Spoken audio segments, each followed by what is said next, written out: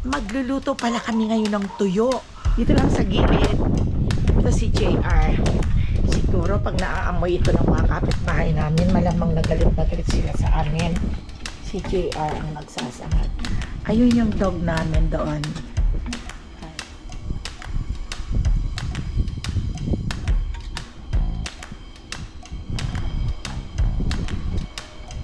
Ayan na siya, my friends and friendship.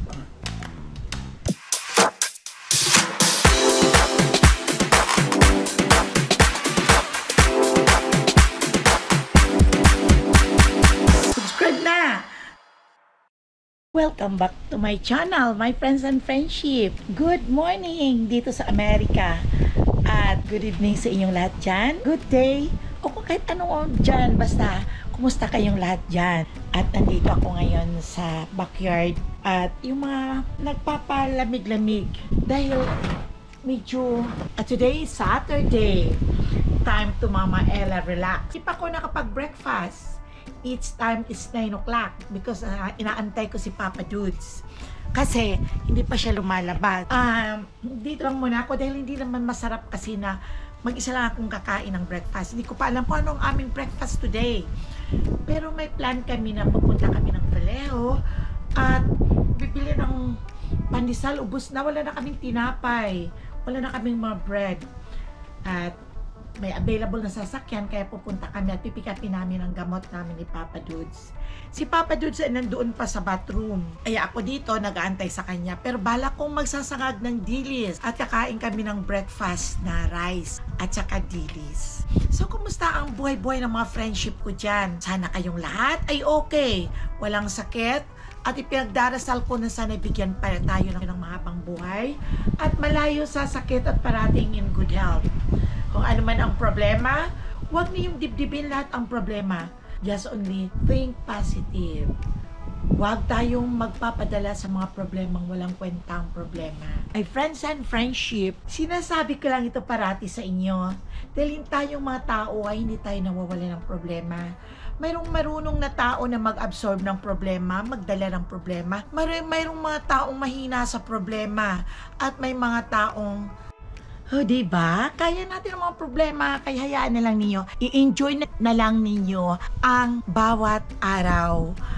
Ang bawat araw na tumatakbo sa pagpunta ninyo sa trabaho ay i-enjoy na lang ninyo ang buhay. Lilipas ang problema. Okay, my friends and friendship? Ito si Mama Ella morning at ito yung bird ang aking saksi dito sa aking pagbablog at nakikinig sila sa aking pagbablog, my friends and friendship. It's nice dito sa backyard at magluluto pala kami ngayon ng tuyo. Magpiprito ng tuyo dito kami sa backyard at kakain kami ng breakfast na may tuyo at saka itlog. O diba? Kaya dito pupunta kami sa backyard. Kaya my friends and friendship, sinasabi ko lang, enjoy life. Okay? And always be happy and be pretty always. Huwag pababayaan ang sarili. Okay? Punta tayo dito sa likod. Dito lang sa gilid. Ito si JR. Siguro pag naaamoy ito ng mga kapitbahay namin, malamang nagalit sila sa amin. Dapan mo na to. Sige, dapan mo na. Eh, wala pala tayong pang tong na pang ano. O kuha ka ba na doon ng tong?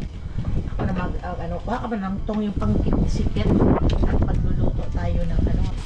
Yan, kuha ka lang ng dalawain mo yung lalagyan natin. Oh, ito na ang last na dilis ko. Ayan, my friends and friendship. Kasi naluto ko na yung 1 kilo itong pinabili ko sa Pilipinas. Ang bango. Itong kasing dilis na to, my friends and friendship, ay galing to sa Aklan. Ang dilis namin sa Aklan ay hindi masyadong maalat. Dahil pag gumawa sila ng dilis, ay nilalagay lang nila, my friends and friendship, doon hinugasan sa dagat. Katong sinabi ko na yan noon dati. At ibibilad mo lang nila at pag natuyo ito na dilis na ang labas. Kaya masarap itong dilis, kaya hindi maalat. Parang walang asin, yung ano lang siya, yung natural lang siya sa dagat na asin. Ayan, masarap ito mamaya pag mag-almusal kami at magkakape at may itlog. Saturday ngayon, kasi Chanel may pasok, si Zoe na sa gym at ang daddy niya ang nagdala sa kanya doon. Kaya tingnan niyo yung mga langaw. Akala mo tinelegramahan sila. Pero kung sa bagay wala ng telegram ngayon at messenger na text na, kaya yun parang may cellphone din siguro ang mga yun. Okay. Sige, anuhin mo lang. At ito, sindihan na lang natin. Sige, ano mas hagin mo at baka mag-ano. Si JR ang nagsasangad. Ayun yung dog namin doon. At yung mga tanim ko ay wala na, hindi na masyadong, hindi na nagkikip ng gulay. Pero meron pa akong mga kangkong. Nandoon pa ang mga kahinaan niya apoy mo. Ito man yung mga talbos pa kung pwede kong kunin. Ayan. Oh boy, kasi hindi ko pa pala nadidiligan. At ayan, may mga may mga sili pa. Pero hindi na namumunga. May mga kangkong pa ako, my friends and friendship. Ito pa yung mga kangkong ko, pwede pa akong magulay. Ayan, madami pa sila. Ayun. Ito na namamatay na yung mga kamatis. Yan at maba, ito yung inalisan ko na dito ng kamatis kasi may tanim yan. Ay, may okra pa pala ako, Ayan. Pero minsan lang yan, madalang mamunga ang okra. Wala, namamatay na sila. Pero okay lang.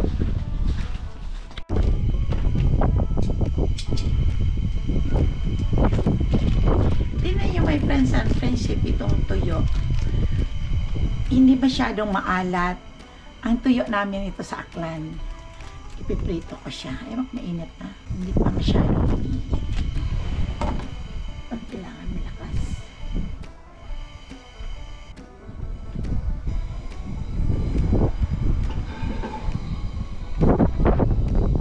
Sinipian ko at namatay malakas kasi ang hangin.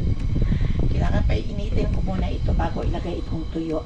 Sarap isaw-saw sa masarap isaw-saw sa suka na may sili. Hindi gaano siyang malaki pero hindi maalat masyado. Ay, hindi pa masyadong mainit.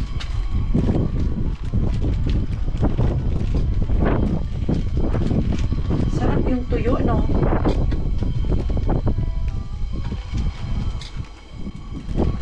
Meron pa kami noong daing, my friends and friendship.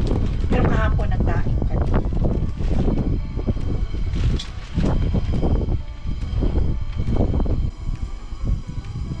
Pipritohin kong maigi. Pag doon ka sa loob, nagluluto nito, guradong ang baho-baho. Ang asawa ni Chanel, ibang lahi yon. Siyempre, pero si Zoe, gusto niya. Yung dilis.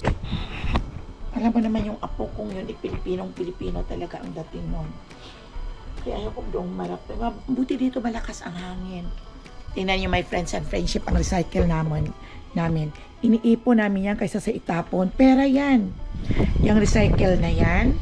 Pero pag ibibenta namin, pag marami na yan, umaabot kami ng mga $100. Mahal din bibilhin mo ang mga yan, ang mga water. Pero nababawi naman namin pag iniipon namin ang kanyang empty bottles at binibenta namin. Kaya lugi kapag itatapon mo yan. Hindi ba ibabalik ang mga pera mong binili dyan na mahal din. Kaya kailangan maibalik. Minsan pag nabinta namin yan, mga $150. Ang pinakamababa is $50. Yung sinasama-sama namin doon kila Junel at saka dito sa amin, ang dami. Kaya hindi namin tinatapon. At sayang pa yun pangbili ng ulam, pangbili ng kape, ng asukal, o diba? Ang bango. Nabangan ako ng tuyo sa tuyo. Tingnan nyo, my friends and friendship.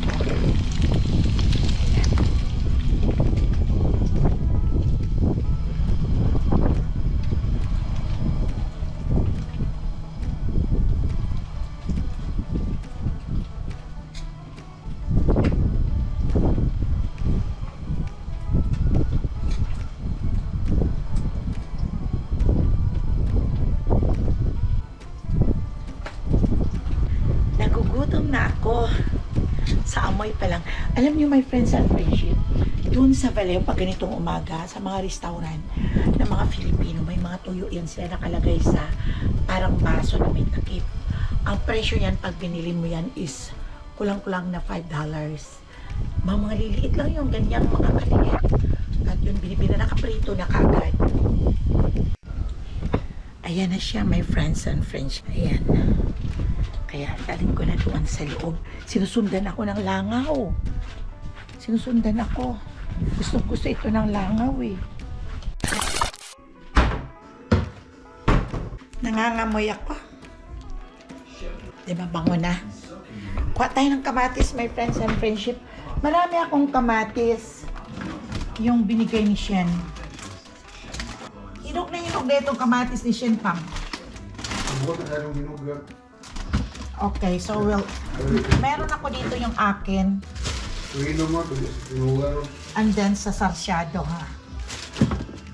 So, meron ako dito yung galing sa garden ko. Kaya tara my friends and friendship, at hugasan ko muna ito at hihiwain para may sausawan kami ng aming special na almusal ngayong umaga. Yung talaga ang special na almusal namin ay ang pag-uulam ng tuyo at dilis. Special talaga yun. Yan o, yung sa garden ko to, my friends and friendship, nang galing. Itong aking tomato na to. Lutong na malutong. Yung kay Shen, hinog na hinog. Masarap yun para sa doon sa mga sarsyado. Kaya makabili kami mamaya. Punta ng Baleo, bibili kami ng fish na nakaprito kagad. At masarap yun niya sa iluto dito sa kamatis, yung sarsa. Lalagay pa ito ng kaunting tubig, right? Yung. Puro lang daw. Okay.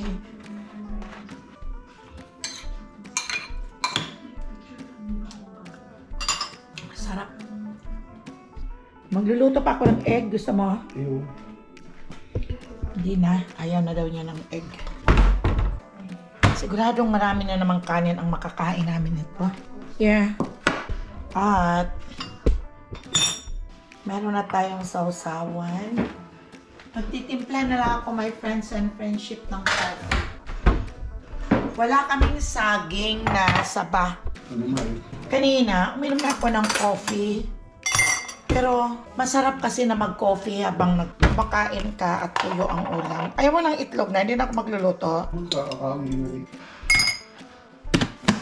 Meron akong sugar na para sa mga diabetic, pero hindi ko naman ginagamit.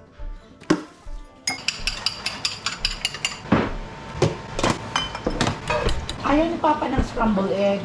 Ito, nagluto pa rin ako kasi yung talaga ang partner ng tuyo. Pero ayaw ko naglalagay ng kamatis sa scrambled egg. Gusto ko lang yung ano lang siya, sibuyas. At wala kaming kanin. Ayan, nagsasaing na si JR.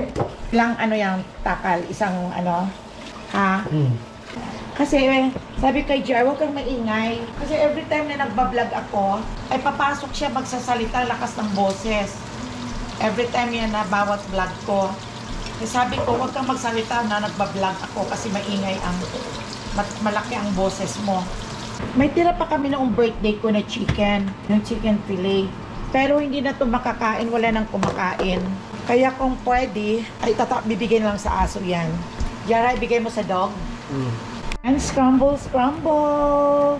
egg. Gusto ko lang bango-bango ng sibuyas sa scrambled egg. Ayan, nakapagluto na ako ng egg at 3 kaming kakain. Si Papa Dudes, say hi, Papa Dudes. And then, JR. Okay, hindi man lang kayo nag-say ng good morning sa friends and friendship. Okay, say good morning. Good morning. Morning. Good morning, my friends. Kasi, paano kasi, inaano ko yung mga kasama ko at walang mga boses yan. Kaya kakain tayo, my friend. Purong-murong ka dyan ng kaunti. Ayan, at kakain. Habang na kumakain kami, nanonood kami ng aking vlog. Ang table namin kasing ito mataas. Kaya inom muna ng coffee. At kakain. Tara! Breakfast tayo ng 11 o'clock na, almost 12. No? It's 12:05, my friends and friendship. Teka. Okay, kain na tayo. Ayan. Ayan. I-open mo pa yung tuyo. At saka, tuyo. Sarap. Ako. Mukhang hindi yata crunchy akong dilis. 15 minutes later. Ang grapes namin, walang kumakain. Kaya mga 4 na araw na sa fridge. Hindi na crunchy. Mahap ito panghimagas. Lalo na ang kinakain mo ay like tuyo o isda. Kakawala lang sa mouth. Basta akong kumain. Ayan ang naiiwan. Nanonood siya ng aking birthday video. Ako na naman. Pag yun ang aking ulam, ang tuyo, talagang happy si Mama Ella. Hindi naman ako makain na maraming kanin. At hanggang sa isang tuyo lang ako. Mahilig ako magkain, my friends and friendship, ng kung ano-anong mga nandito. Meron ako ditong isang na napili ko sa Oriental Store. Ito siya, kaya naipakita ko na ito pala sa inyo kagabi. Pero gusto kong kumain. Ito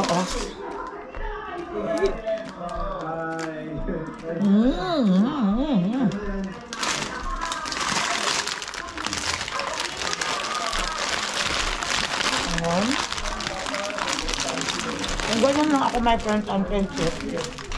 Kaya matapos akong kumain, ang hilig ko magkuha ng ano dito. At kinakain. Kailangan, meron pa pala ako dito ng chicken. Ako nalipat sa kwan. Ito, daming, ito may mga ano ako. Chicharon.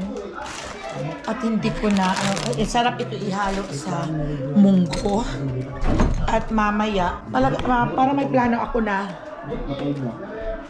ito, gagawa ko ng banana cake. Ayan.